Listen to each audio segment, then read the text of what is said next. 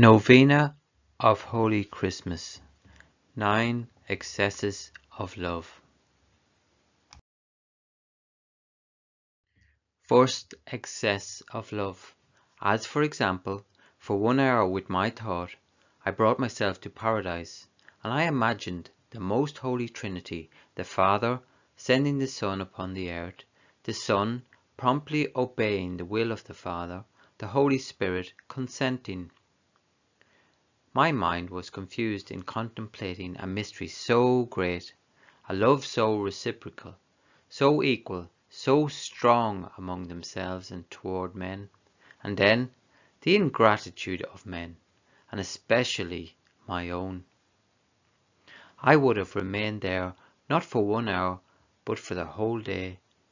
But an interior voice told me, "Enough, come and see other great excesses of my love."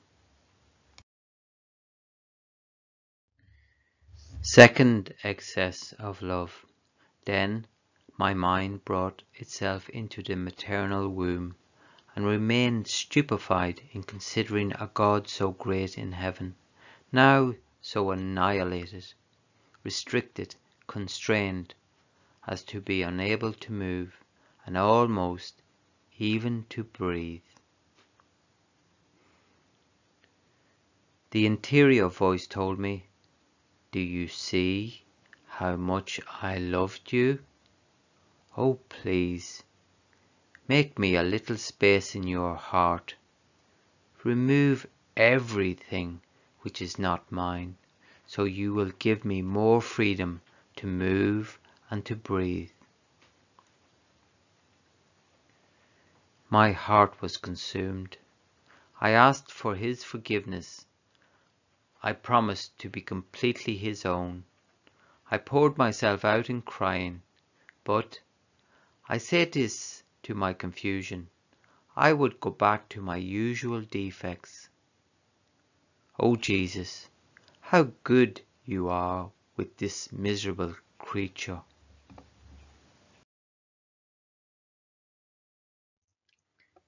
Third excess of love. As I moved on from the second to the third meditation, an interior voice told me, "My daughter, place your head upon the womb of my mother and look deep into it at my little humanity." My love devoured me. The fires, the oceans, the immense seas of love of my divinity inundated me, burned me to ashes, and sent their flames so high as to rise and reach everywhere, all generations, from the first to the last man. My little humanity was devoured in the midst of such flames. But do you know what my eternal love wants me to devour? Ah, souls! And only then was I content, when I devoured them all, to remain conceived with me. I was God, and I was to operate as God. I had to take them all. My love would have given me no peace had I excluded any of them. Ah, my daughter, look well into the womb of my mother. Fix well your eyes on my conceived humanity, and you will find your soul conceived with me, and the flames of my love that devour you.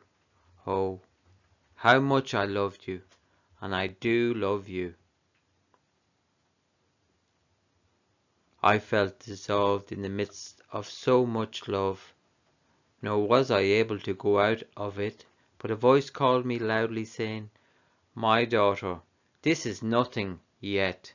Cling more tightly to me, and give your hands to my dear mother, that she may hold you to her maternal womb, and you take another look at my little conceived humanity, and watch the fourth excess of my love."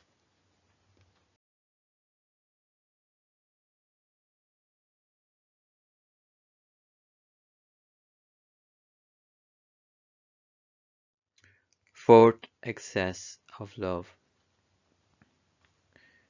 My daughter, From the devouring love, move on to look at my operative love. Each conceived soul brought me the burden of her sins, of her weaknesses and passions, and my love commanded me to take the burden of each one of them. And it conceived not only the souls, but the pains of each one, as well as the satisfaction which each one of them was to give my celestial Father. So my passion was conceived together with me. Look well at me in the womb of my celestial Mother. Oh, how tortured was my little humanity! Look well at my little head, surrounded by a crown of thorns, which, pressed tightly around my temples, made rivers of tears pour out from my eyes, nor was I able to make a move to dry them. Oh, please, be moved to compassion for me. Dry my eyes from so much crying. You who have free hands to be able to do it. These thorns are the crown of the so many evil thoughts which crowd the human minds. Oh, how they prick me, more than thorns which sprout from the earth. But look again, what a long crucifixion of 9 months. I could not move a finger or a hand or a foot. I was always immobile. There was no room to be able to move even a tiny bit. What a long, hard crucifixion, with the addition that all evil works, assuming the form of nails, continuously pierced my hands and feet. So he continued to narrate to me pains upon pains, all the martyrdoms of his little humanity, such that, if I wanted to tell them all, I would be too long. I abandoned myself to crying, and I heard in my interior, "My daughter, I would like to hug you, but I am unable to do so.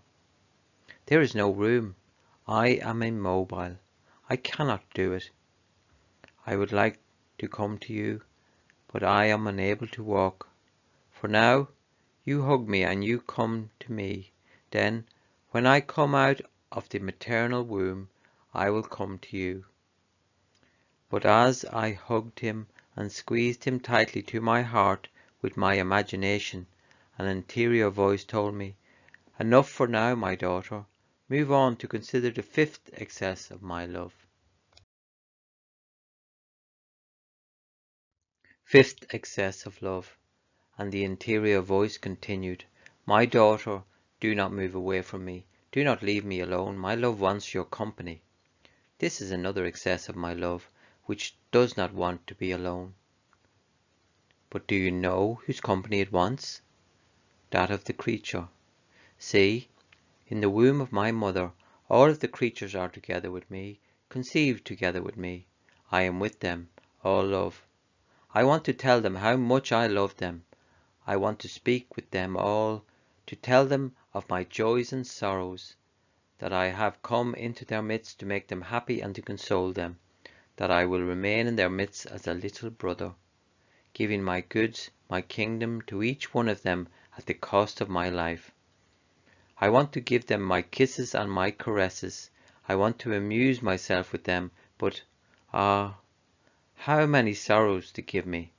Some run away from me, some play deaf and force me into silence, some despise my goods and do not care about my kingdom, returning my kisses and my caresses with indifference and obliviousness of me. So they convert my amusement into bitter crying. Oh, how lonely I am, though in the midst of many. Oh, how loneliness weighs upon me. I have no one to whom to say a word, with whom to pour myself out, not even in love. I am always sad and taciturn because I speak. I am not listened to. Ah, my daughter, I beg you, I implore you, Do not leave me alone in so much loneliness. Give me the good of letting me speak by listening to me. Lend your ear to my teachings. I am the Master of Masters. How many things do I want to teach you? If you listen to me, you will stop my crying and I will amuse myself with you. Don't you want to amuse yourself with me? And as I abandoned myself in him, giving him my compassion in his loneliness, the interior voice continued, Enough, enough. Move on to consider the sixth excess of my love. Sixth excess of love. My daughter, pray my mother to set aside a little space for you within her maternal womb, that you yourself may see the painful state which I find myself. So in my thoughts, it seemed that the Queen Mother made me a little room to make Jesus content, and placed me in it. But the darkness was such that I could not see him. I could only hear his breathing, while he continued to say to my interior, My daughter, look at another excess of my love. I am the eternal light. The sun is a shadow of my light. But do you see where my love led me? In what a dark prison I am? There is not a glimmer of light. It is always night for me, but a night without stars, without rest. I am always awake. What pain! The narrowness of this prison, without being able to make the slightest movement, the thick darkness, even my breathing, as I breathe through the breathing of my mother. Oh, how laboured it is! To this add the darkness of the sins of creatures. Each sin was a night for me, and combined together they formed an abyss of darkness with no boundaries. What pain! Oh, excess of my love, making me pass from an immensity of light and space into an abyss of thick darkness, so narrow as to lose the freedom to breathe, and all this for love of creatures. As he was saying this, he moaned. Moans almost suffocated because of the lack of space, and he cried. I was consumed with crying. I thanked him, I compassionated him, I wanted to make him a little light with my love, as he told me to do. But who can say all? Then the same interior voice added, Enough for now. Come on to see the seventh excess of my love.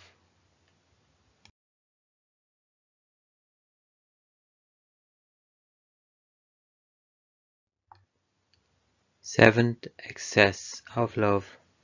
The interior voice continued, My daughter, do not leave me alone in so much loneliness and in so much darkness. Do not leave the womb of my mother, so you may see the seventh excess of my love. Listen to me. In the womb of my celestial Father I was fully happy.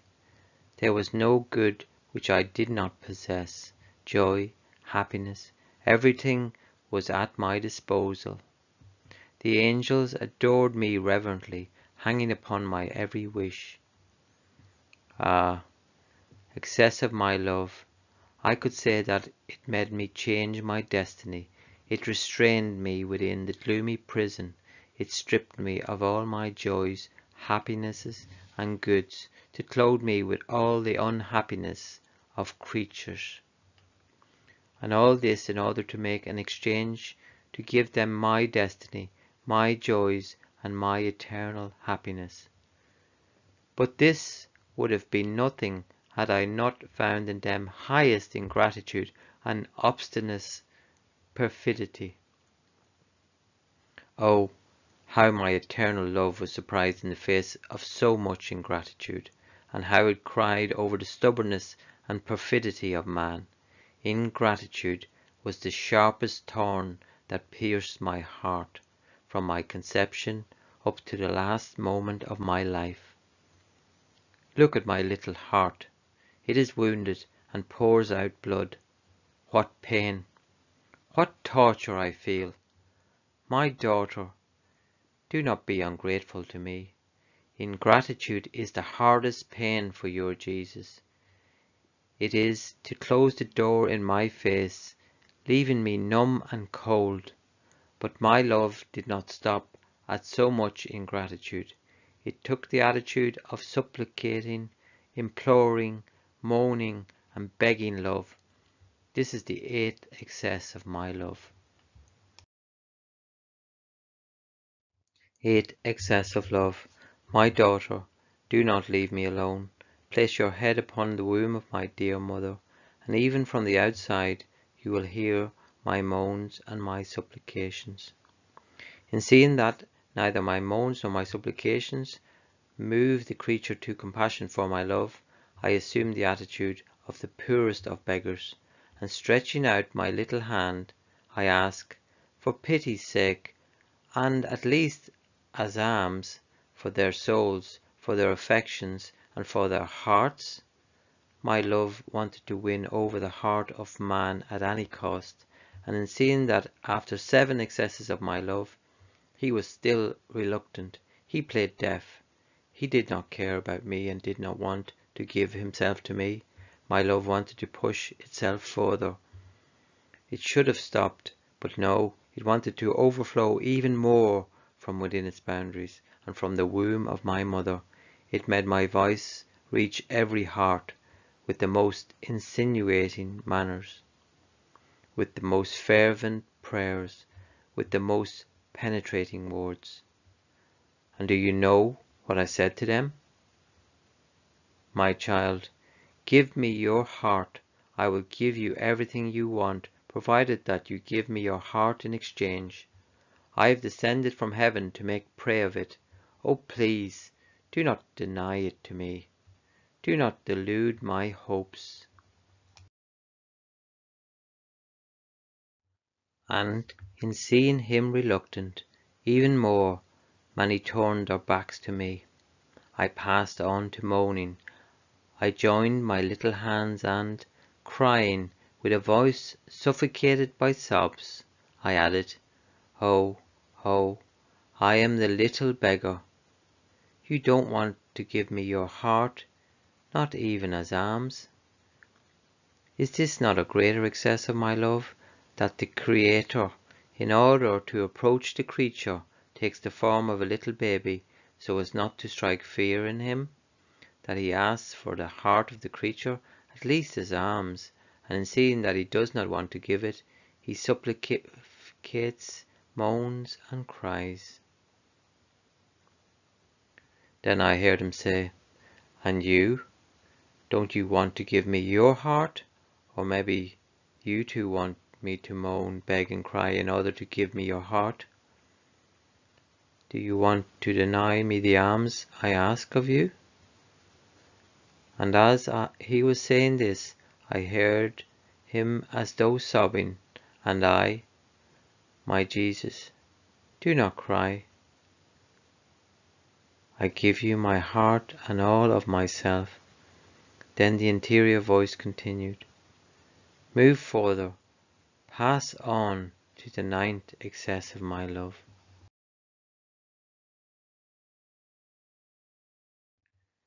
Ninth excess of love. My daughter, my state is ever more painful. If you love me, keep your gaze fixed on me, to see if you can offer some relief to your Jesus. A little word of love, a caress, a kiss, will give respite to my crying and to my afflictions. Listen, my daughter. After I gave 8 excesses of my love, and man requited them so badly, my love did not give up and wanted to add the 9th excess to the 8th. And this was yearnings, sighs of fire, flames of desire, for I wanted to go out of the maternal womb to embrace man. This reduced my little humanity, not yet born, to such an agony as to reach the point of breathing my last. But as I was about to breathe my last, my divinity, which was inseparable from me, gave me sips of life, and so I regained life to continue my agony and return again to the point of death. This was the ninth excess of my love, to agonize and to die of love continuously for the creature. Oh, what a long agony of 9 months! Oh, how love suffocated me and made me die! Had I not had the divinity with me, which gave me life again every time I was about to finish, love would have consumed me before coming out to the light of day. Then he added, "Look at me, listen to me, how I agonize, how my heart beats, pants, burns. Look at me, now I die." And he remained deep in silence. I felt like dying. My blood froze in my veins, and trembling, I said to him, "My love, my life, do not die, do not leave me alone. You want love, and I will love you. I will not leave you ever again. Give me your flames to be able to love you more and be consumed completely for you."